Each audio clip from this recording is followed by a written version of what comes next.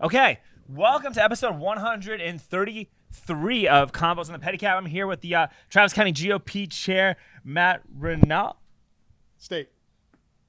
Shit. Okay, let's start this one more time. Sorry, it's the weather. All right. You're good. Welcome to episode 133 of Convos on the Pedicab. We are here with the Texas GOP chair, Matt Rinaldi. No, you're right. You're doing a way better job of chairing the Texas GOP than our current Travis County GOP chair, even though Matt's doing a great job. We should talk about that, but I think that there's room for improvement. Anyway, before we get started, we got to give a shout out to our sponsors. Have you been leaving your house outside again? Texas weather can wreak havoc on your home, especially your roof. And if you haven't had it inspected lately, chances are that outside elements could be making their way inside your home. Trust Balcones Roofing and Remodeling to perform a thorough roof inspection and offer long-lasting solutions. They are the only 5-star rated roofer in Austin who specialize in installing the impact-resistant F-Wave Revia and back all roof replacements with a $20,000 guarantee. To schedule a roof inspection, call 512-937-8805 or visit balconesroofsaustin.com. All right, Matt, so happy to have you. Thank you for having me. No, this is fun. We had a really interesting episode last year where we talked about a lot of stuff, and now we are an election cycle has completed as well as a legislative session. So I just want to know, how do you feel about what's been happening this year? Because this has been actually wild. It's been crazy. Yes, the election cycle, we're really happy with. There were a lot of disappointments in Arizona and in Pennsylvania and throughout the country, with Congress not taking the Senate. But in Texas, we did well. We won every statewide race by double digits, some by 15% after 4 years ago was low single digits in most of the statewide races. So we made Texas more red, did really well in the election. And then session came and we had some victories. We had some disappointments. Well, you made Texas more red on paper is really what happened. Correct. Yeah. We made more Texas red in the election. Yeah. And you know what? The Texas Senate has done really well in passing conservative priorities. The House was an obstacle, and it was an obstacle because what we talked about in the beginning of session, when you bring Democrats into your leadership team, you are forced to concede to Democrats way too much. That's an issue, but there's also the fact that even when it gets brought to the floor vote, I'm not a law expert, right? I'm just a man who rides a tricycle for a living. But from what I gather, it is very easy to kill or it is very easy to find some kind of language in any kind of piece of legislation to kill it. Yeah. And it's also just as easy to overlook whatever language you want to overlook if you have a special interest or the people that give you lots of money or people who have whatever blackmail over you or social, influence over you are telling you to do. And so even when you went to the floor, these bills are just getting killed on the floor by random points of order. It was crazy. Right. And what you should know with points of order is those are outcome determinative rulings. So, for example, you can find something in any bill, and they've actually, if the speaker wants to kill a bill, the point of order will be sustained. If the speaker doesn't want to kill a bill, it won't be sustained. And in fact, the speaker did gymnastics this session in order to kill legislation that would and sustain points of order that would have never been sustained when I was in the House. He set new precedent, and that precedent basically allowed him free reign to kill whatever he wanted to. Yeah, and then he's also absolutely wasted conducting legislation. Yes. And then he decides to impeach the Attorney General right after the Attorney General calls for an investigation. I know. Come on.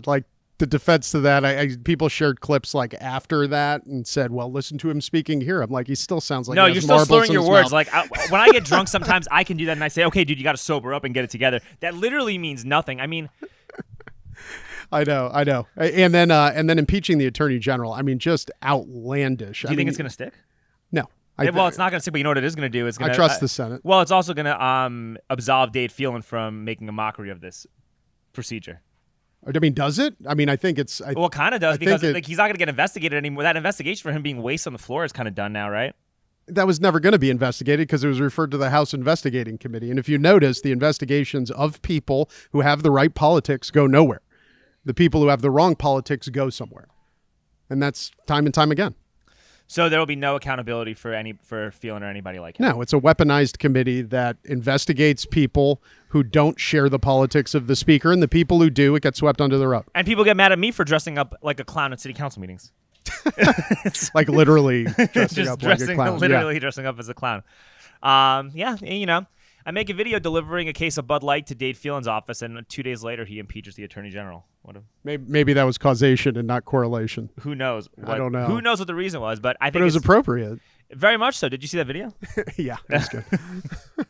Absolutely insane. But so what were the success? What do you find like about the session to be like successful versus like what do you think we completely failed at?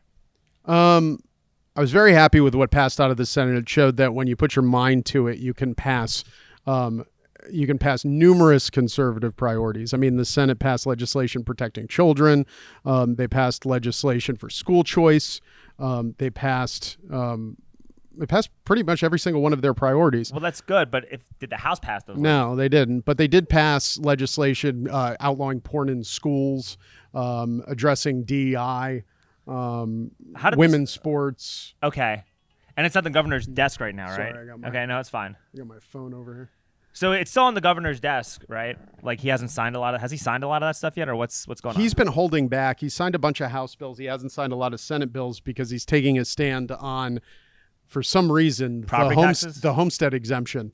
He does not want a homestead exemption increase. Why? Would that help like regular people? Yes. That's exactly what it would help. And it wouldn't help businesses or high income people. So basically, there's some interesting lines occurring there because you have like TPPF, and even I advocated for rate compression to eliminate the property tax, right? Okay. Because it's something that you can set long-term use surplus revenue to eventually eliminate the property tax over time. But we're not doing that. We've only used $12 billion of a $35 billion surplus for property tax reduction. If you wanted to eliminate the property tax, you would do it by using more than $12 billion. So basically what they're doing is a one-time property tax cut of $12 billion. Then the question is, how do you use that and how do you allocate it? Some uses benefit some people over others. The homestead exemption benefits homeowners. It doesn't benefit businesses. What would my homestead exemption be under this plan? Your homestead exemption would be $100,000. So my appraisal was $310,000. Was right. Way appraised. So that would drop to $210,000. Yes, you would have 1/3 of your property tax would be wiped out. If you have a $200,000 home, 50% of your property taxes of your property you wouldn't be paying on. Wait, according to the Senate property tax plan. According to the Senate property tax plan, the average homeowner would save between $1,250 and $1,400 under the Senate plan.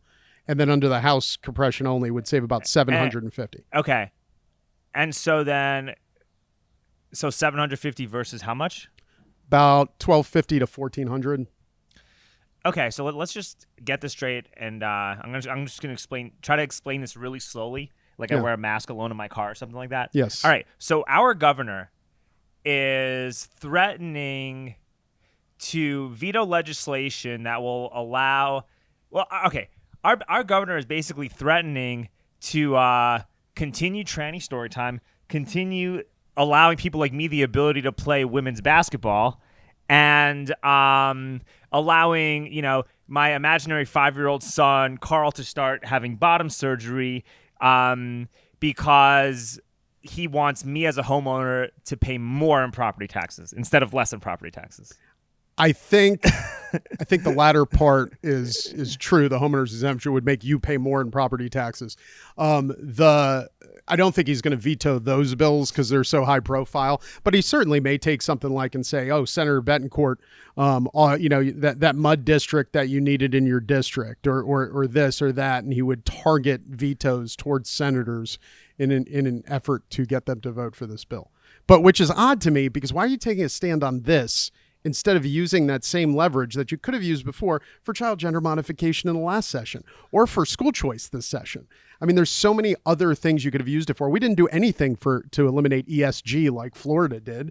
Why aren't you throwing your weight around on those? It just seems odd for a nuance of a property tax. Well, because Abbott is connected with the World Economic Forum and the Davos class, even though he pretends not to be. And these people have a specific interest in implementing these policies because it consolidates wealth for those specific companies. Well, I mean, it's certainly it's certainly a business, benefits businesses more than homeowners. Tobacco companies have higher ESG scores than Tesla because Elon Musk doesn't like Joe Biden. So this ESG stuff is not even based on any kind of environmental, social, or governance protocols that are even going to help society. No. I mean, they hurt society. They're forcing corporations to hurt society. Deliberately, deliberately. You create an environment where you have to walk on eggshells, and you also create added bureaucratic expenses for small businesses that they can't afford to maintain, and it just helps wipe small businesses off the market and makes it so you have to work for an Amazon, a Walmart, or a Target, or any of these other companies. But yeah, exactly. But I mean, here's where the property tax plan, Patrick isn't saying businesses get no tax cut under it. He's using 2/3 of his tax plan for compression. He's using 1/3 of it for a homeowner's exemption only to target to homeowners. Now, keep in mind, businesses just got a bunch of corporate welfare out of that surplus. So they got their preferential treatment in the budget out of the surplus already. Yeah. Now they were going to double dip for them and give them and say, oh no, with the property tax plan, we have to treat everybody equally, businesses and individuals, even though we just gave a bunch of cash to businesses with this other part of the surplus. Yeah. No, let's give homeowners a tax cut. We want homeowners to be able to own their homes. They should get preference with this $12 billion. And you know what? If they're going to use, the Freedom Caucus came out with a good plan too. Fine, you want to use $12 billion for compression? Let's use $12 billion for compression, and then use another $4 billion for the homeowners exemption that the Senate wants. Now we give more property tax relief. Okay, and then the compression. What is compression? Just to compression's reducing the rate that you would pay for maintenance and operation taxes for school districts. Okay. So you're reducing the rate and paying for it with state money. So effectively, if you do it over time and reduce the rate to zero, the state would be paying the property taxes to the school district rather than you. Okay, and most of our taxes are to school districts, so it kind of makes So it's about half. So half of your taxes are to school districts, and about half of that are to M&O. Okay. I'm wrong. About half of your taxes are M&O taxes to school districts. Majority of them. Okay. That kind of makes And then a lot of these same conservatives that want the House plan are going to complain about woke culture and wokeism destroying Texas and our conservative values. But meanwhile, you're just giving woke mega corporations an added incentive to move here, establish offices, and bring in more people who think like them and hate you into the state. After we've already given billions of dollars in handouts to corporations, that's the thing. Yeah. So I mean, it comes down to I was talking to a friend who's a proponent of the House plan, and it came down to like, Matt, you're picking winners and losers in the Senate plan, and I'm like, I know, and the winners are homeowners who are our voters and deserve this tax cut and deserve a bigger tax cut than small businesses and large businesses who have been receiving government handouts. And by the way, you can go to apartment owners too that get a 99-year tax exemption under some of the programs that are in place here in Texas. Oh, that's nice. It's like Agenda 2030 coming right to light. Just let's incentivize building a bunch of skyscrapers and Correct. Let's urbanize everything. Cool. That's not going to get abused. That's not going to get abused at all. So when you want to build a large corporate office or like a rail station or like any crazy thing that they could try like. Yeah, let's build a DEI facility in the middle of Waxahachie, Texas, and the person who makes, and then the person who's gets the contract gets a 99% tax deduction for 100 years, something crazy. I don't know what the exact numbers are, but it's 99 years. Yeah. What? How is this help? This does not help anybody in any capacity.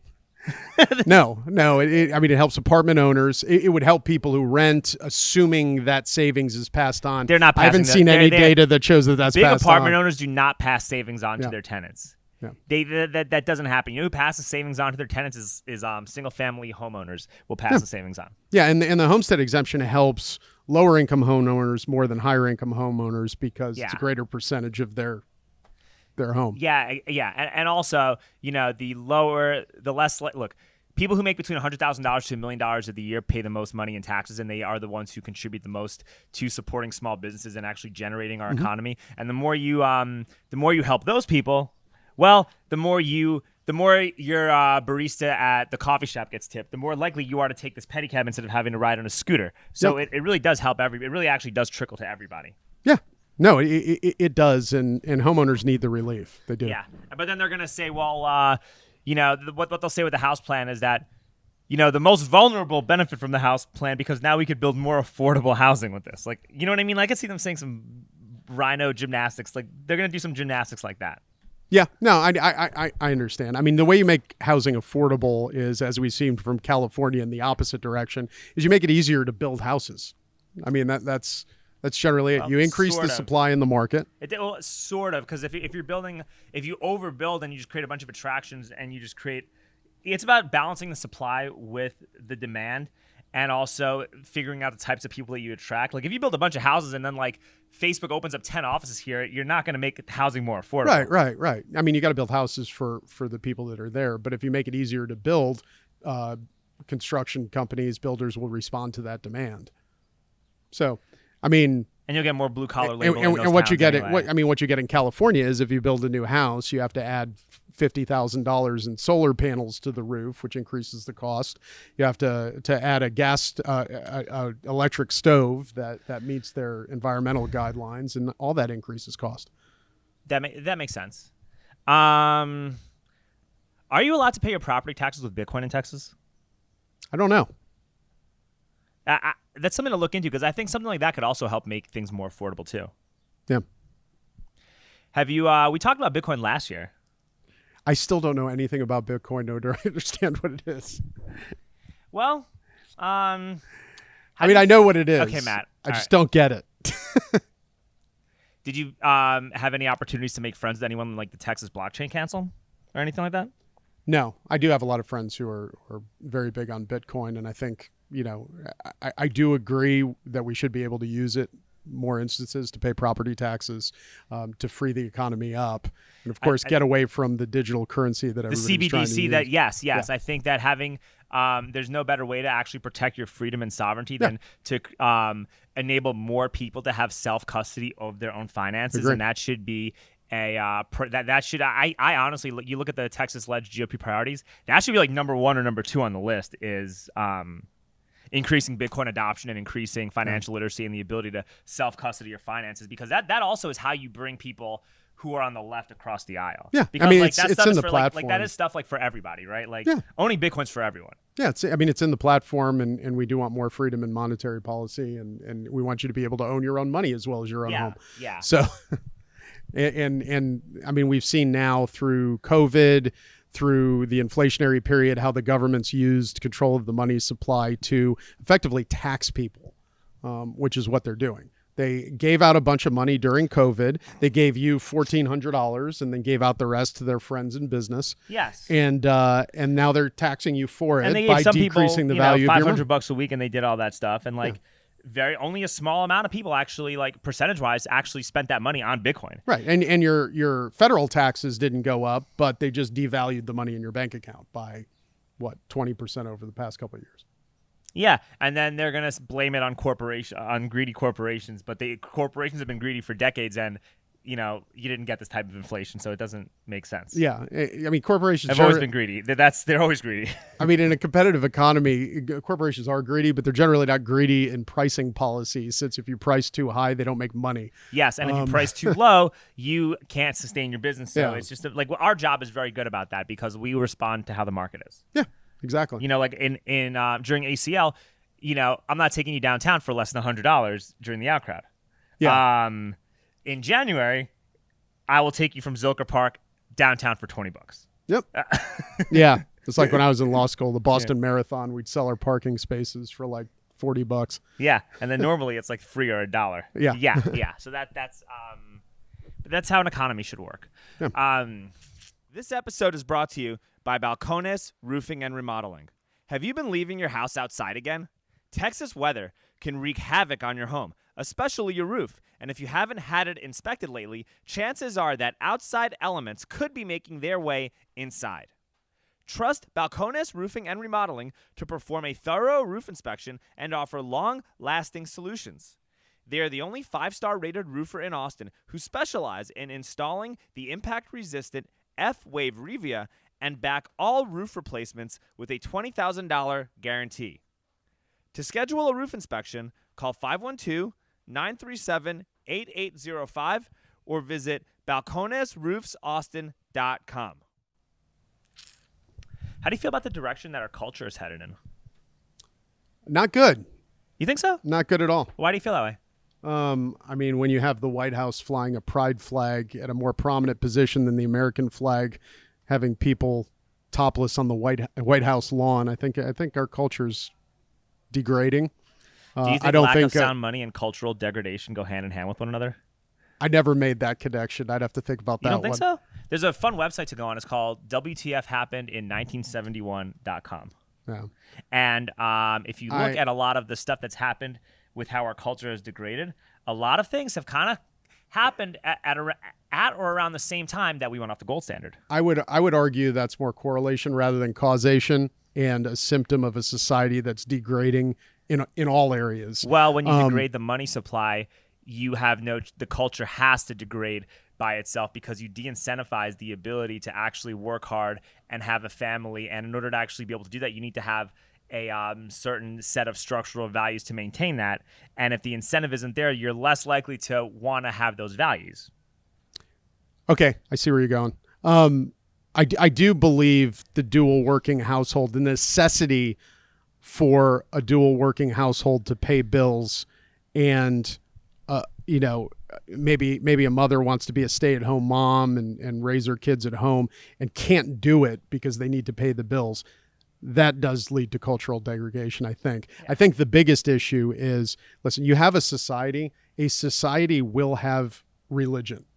It will have religion no matter what that religion is. And I think as traditional religion is decreased, I think we've replaced it with a new religion. It's called wokeism. Which we see, and it's called wokeism. And climate change, yeah. and which I include in it. Yeah. Praying to Dr. Fauci and Bill Gates. Yes, yeah. It's like I think that there might be almost a resurgence and people starting to like believe in God again because you realize that, especially, dude, like you look at this, the way this legislative session is.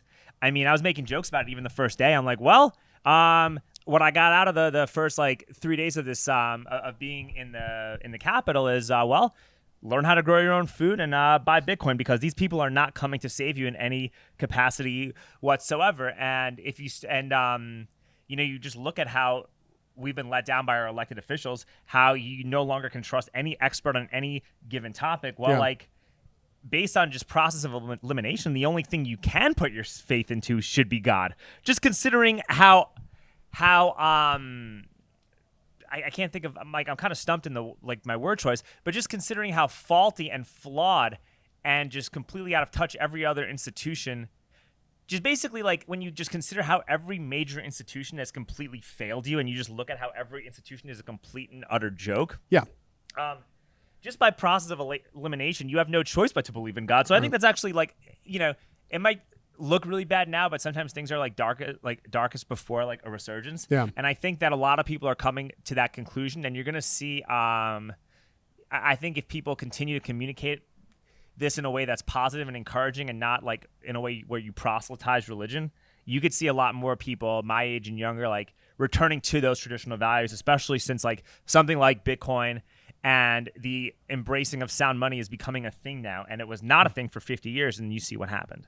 Yeah, I mean, I have a friend of mine who is an atheist who is raising his daughter Catholic now, because he's saying and taking her to church weekly and saying, I don't think she has a chance in this society unless she has a sound basis in religion. And I think more and more people are seeing that. Or a belief in God in general. Like, I'm Jewish. As long as you are trying to learn about and embrace and become more in touch with the religion that you were born into, it's, I think, a good thing. Unless you were born into like somebody that like worships Satan or something crazy, but that's very rare. I don't think that isn't a representative sample. That's a very and it seems like they're trying to normalize stuff like that even more and more and more. But I mean, ultimately, mockery and laughter and just staying calm, like being calm when addressing controversial issues is the way to kind of like get past that. Like you beat hate with love. Yeah. Right. Like when I make my videos, if I was like yelling and carrying on, they wouldn't have nearly the effect versus me being calm and enjoying myself. Like, like when I'm doing like when I'm at the trans protest and I'm asking them if a 18-year-old kid can consent to taking out a large student loan, and I'm really calm and they're getting angry, you see who the insane bad guys are. Yeah. Yeah. True. But having a foundation and, like getting a little bit more in touch with like your creator and stuff helps with you being calm in those circumstances, I think. Well, yeah, because you're not living for this world. Yeah, you're living for something else. Yeah, you're living for something else, so you can look at what's happening here, and it's not what matters. I mean, that's important.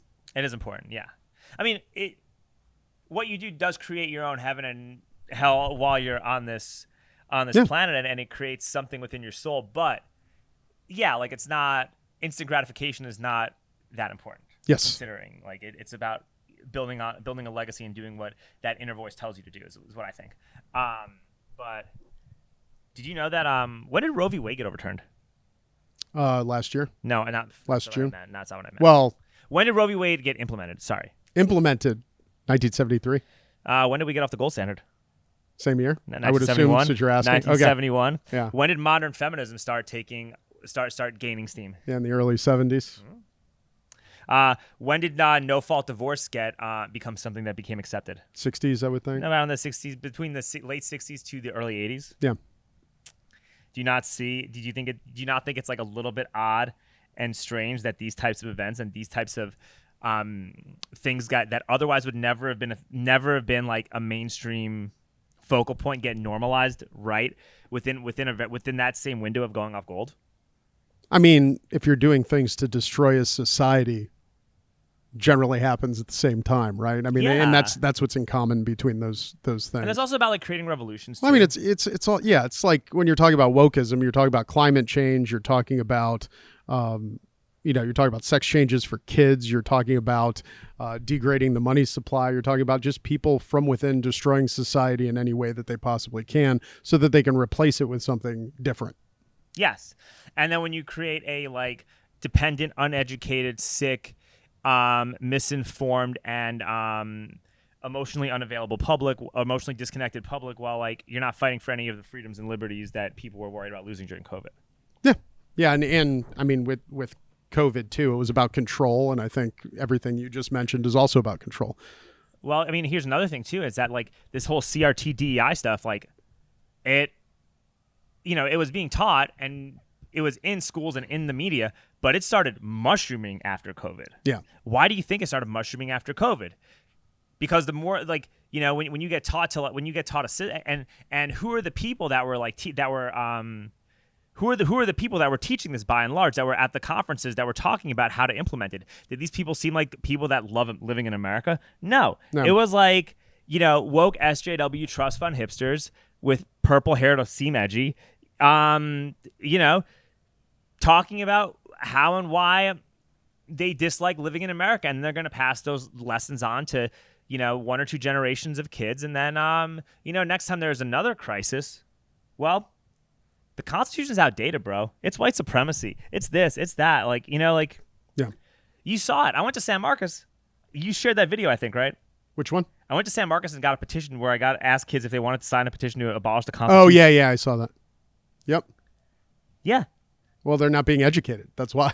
Okay. And imagine if this woke stuff like really fully manifests itself in schools. What's going to happen to those kids in 5 or 10 years? Yeah. How much worse is it going to be? Yeah, it'd be bad. I mean, we're training people. We're training kids to hate America.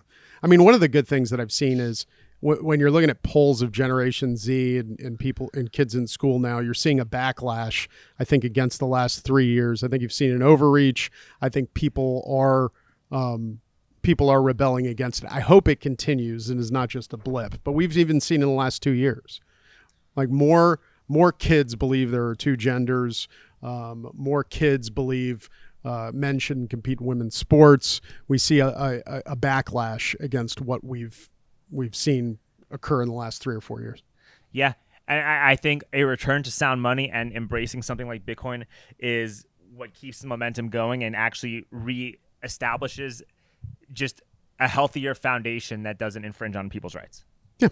So I think that that's a big thing that people got to really focus on. I mean, if you're looking for liberty, you are not going to get liberty in a society that has wokeism to the extent it is. You need to have some common goal in order to have peace and freedom in a society. Yeah, and self-accountability and all that. Like a high time frame for society is a tyrannical society.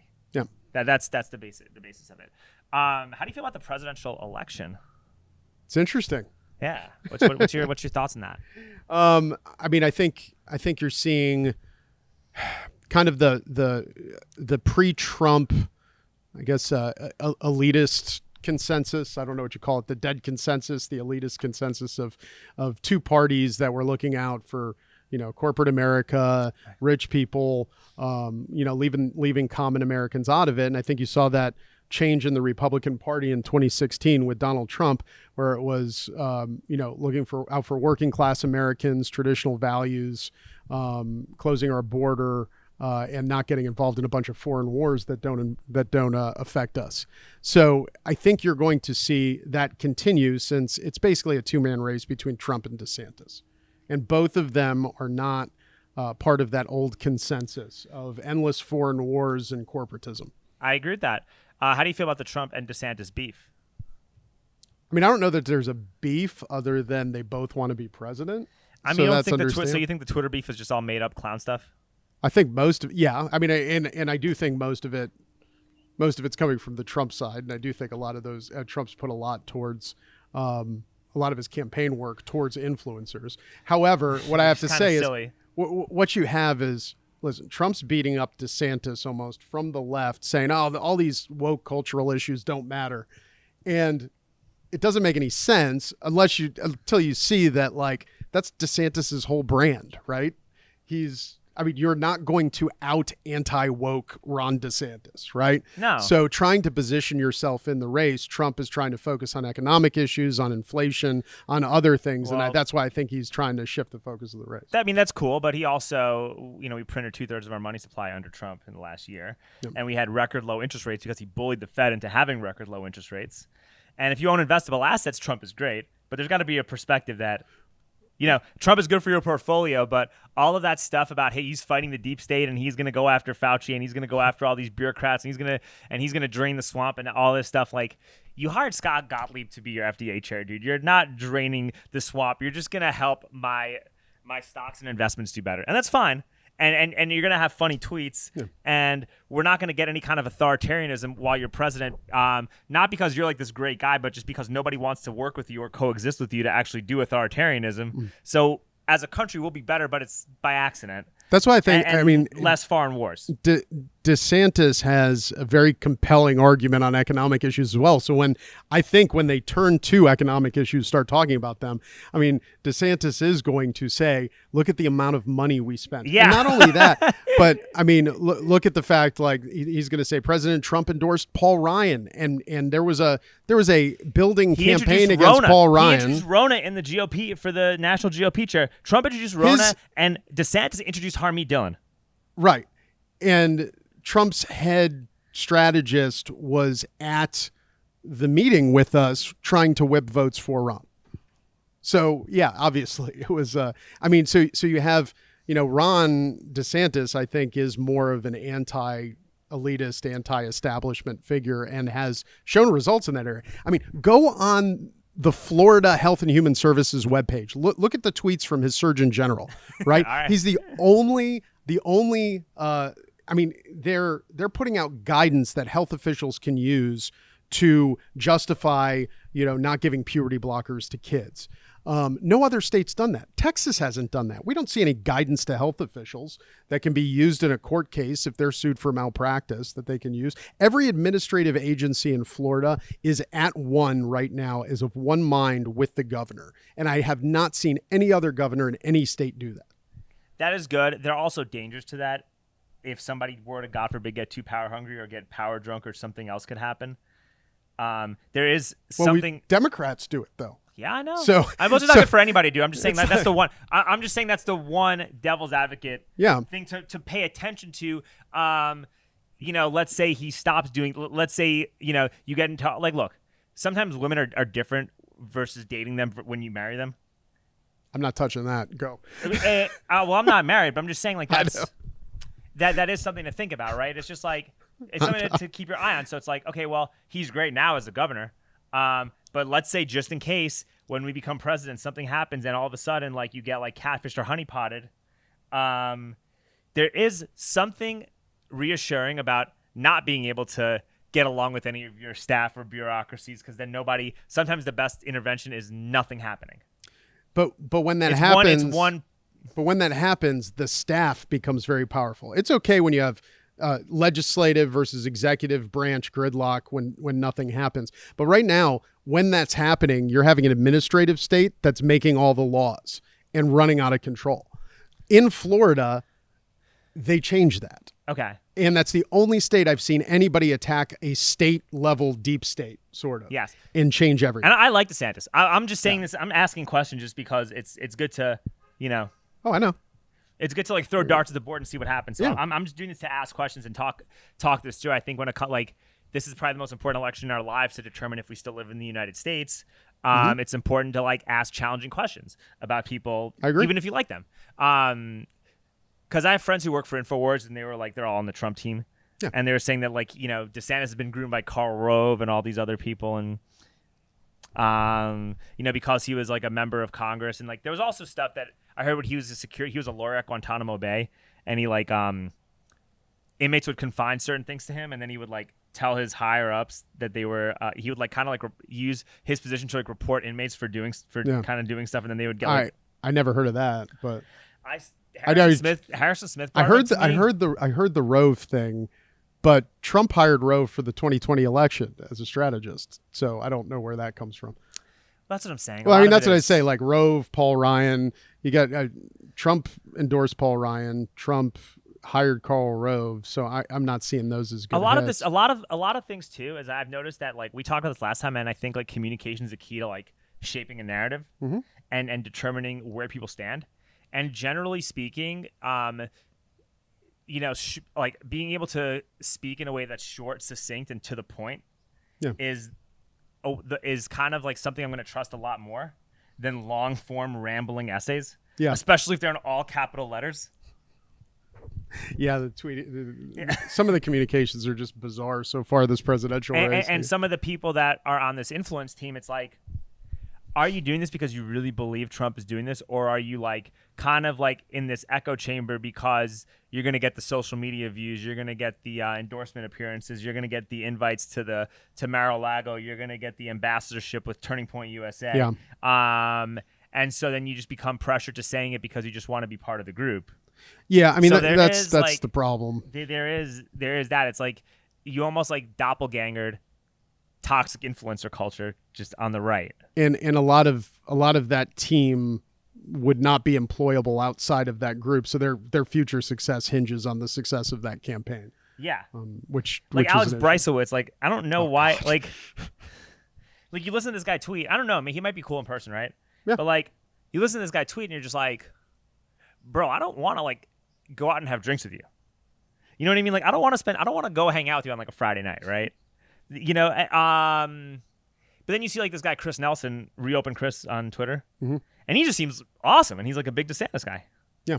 And then like I was at Rebels for Cause in Tennessee, and there was this guy named Nick Natoli who wrote the Boycott Target song, and he was one of the people there. Yeah. Big Trump guy. One of the coolest people ever. I have friends on both sides. Another guy, Trump impersonator named Sean Farash. He's like actually impersonates Trump to a T. Yeah. I'll show you I'll send you the video of him. Yeah. Because I made a Trump rap song and he went on stage with me when I did this. So, no, I mean, you gotta coolest people ever. So it's like when you have this discussion and like some of these TPUSA guys share my stuff and love what I'm doing. So when I'm having this discussion with them, I'm like, yo, man, like I'm not trying to like insult you. I'm just asking basic questions because I just want to live in America just like you do. And like I think that's how you gotta have that. No, I like the idea of a hotly contested primary. I do hope it switches to issues and not weird stuff like Karl Rove or whatever. Or drama between the staff members. Or like, drama between the staff. Yeah, like I don't care, bro. Like eggs are $8. Like who cares? I want cheap eggs. I want to hear an actual debate about COVID policy in Florida versus national COVID policy. Why is Dr. Fauci not in prison? Why are we still sending all this money to the Ukraine? Like, what are we doing? What are we doing to protect our cyber infrastructure? That's going to be huge. Foreign policy also. AI is going to be a problem. I agree.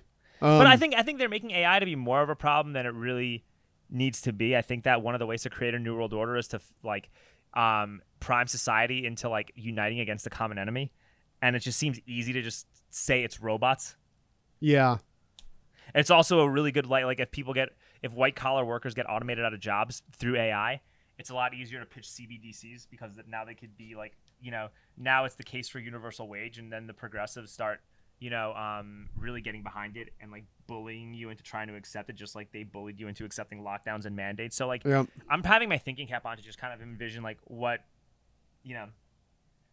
could happen in the future if X, Y, or Z happens, Yeah, no, I mean, there's a lot of dangers from AI. There's a lot of dangers from technological advancement. Kind of like Elon Musk's thoughts on it as well. I like Elon Musk's thoughts. I think that Twitter's much better under Elon Musk, but I don't think Elon Musk is as much of a free speech champion as people like to say he is.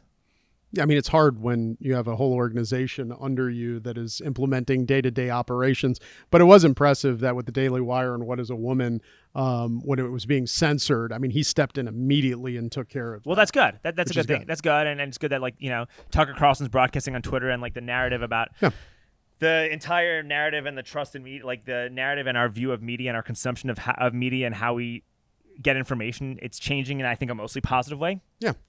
But there are problems, right? And like, I tried to share an article about the Project for a New American Century on Twitter. Okay. And it was an NBC article. It wasn't like some crazy fringe article. It was like an NBC or ABC article. Okay. And they wouldn't let me share the link to the article, so I screenshotted it, and I was like, yo, why are you not just letting me share a link about 9/11 and the Project for a New American Century? I don't know what that is. It's a neoconservative think tank made in the 1990s about how we need to bring American democracy to the Middle East and figuring out a way in which to do it. And they also said that it would have to be done in a very slow, multi-decades-long process unless a cataclysmic event were to occur to expedite the process. And lo and behold, 9/11 happened like 4 years later. Yeah. So that was basically... The Project for the New American Century helped lay out the blueprint for what happened on 9/11, which then laid out the blueprint for us going into the Middle East for no reason, and then creating the Patriot Act, which... furthered our debt crisis, helped get Obama into office, which led to more wokeism, which led to Trump, which led to COVID, which led to this. Well, correlation doesn't always equal causation. I want to caution you about that. Elevator 3-sentence pitch. Okay. Like that's the... Causation is not the same as correlation, and I do not subscribe to that conspiracy theory personally. I think there are a lot of conspiracy theories I actually do subscribe to. That would not be one of them. All right, we have to talk about 9/11. I don't want to get you in trouble. We don't need to bring that up, right? Like, no, I mean, I think we all know what happened there. I mean, it's not. I don't believe any of that conspiracy theories. I think it was used by opportunists who wanted to use it to expand foreign policy. But I mean, there's no shortage of events that can be used in that way. No, 1,000% true. What were we talking about? We were talking about. Before we got to 9/11, the Trump. Oh, DeSantis, Elon Musk. Musk. Elon. Okay, so I shared that, and like they didn't let me share that article, right? Yep. And I have this. I'm starting to post on other platforms. Yeah. Right. Like I created an account on Rockfin where I'm going to start updating my podcast episodes. Mm-hmm. I have my stuff on Rumble now. I mean, I upload it on YouTube, and then it just goes right to Odyssey and Rumble. But I would rather people like watch me on Odyssey or Rumble versus watching me on a channel like YouTube for an obvious set of reasons. Mm-hmm.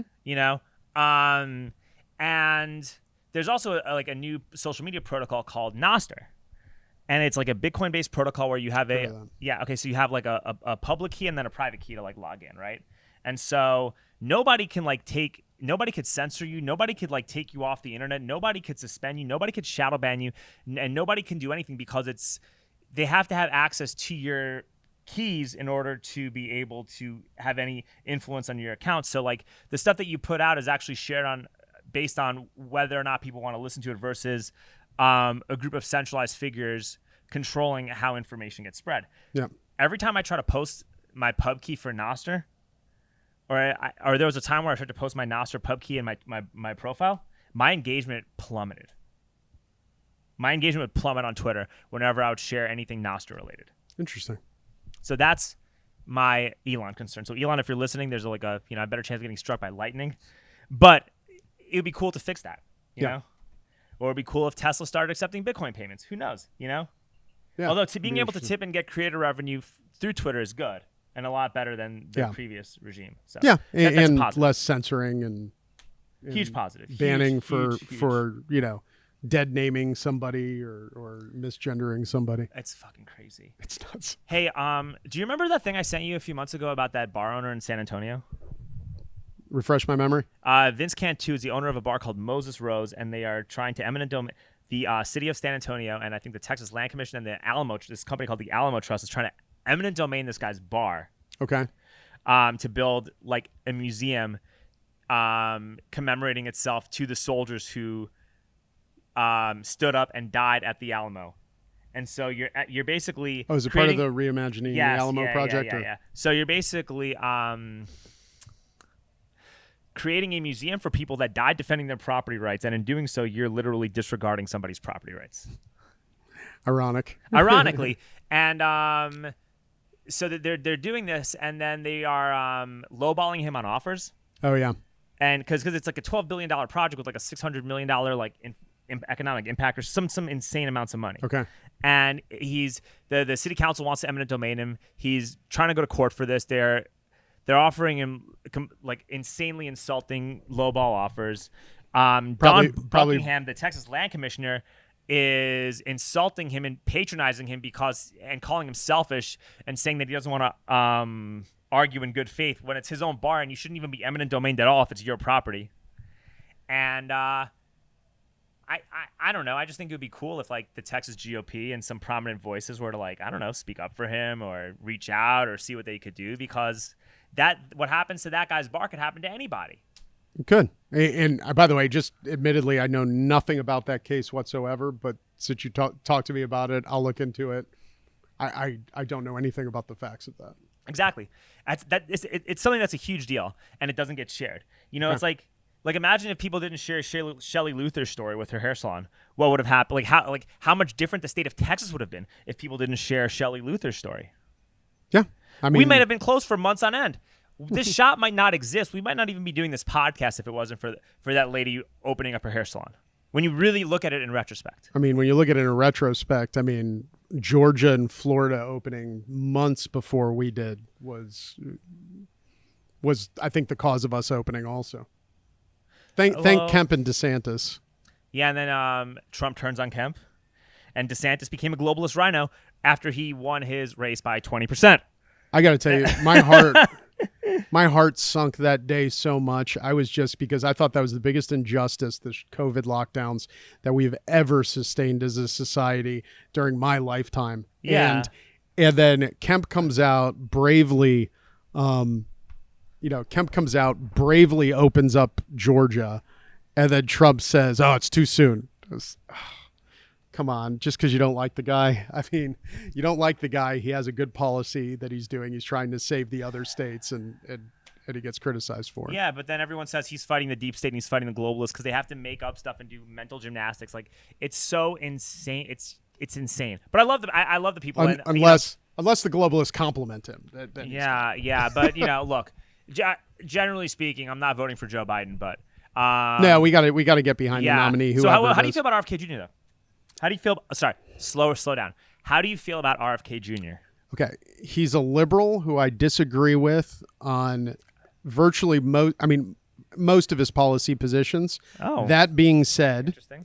He is a true liberal, as the term used to mean in the 1980s, 1990s, meaning you care about individual rights, you care about free speech. You just have a larger role for the government, maybe in providing a safety net for others and maybe more government control. It's like he's like a Democrat from 30 or 40 years ago. And if he beats Biden and that becomes the second party, I think our country is in a lot better position than we were before.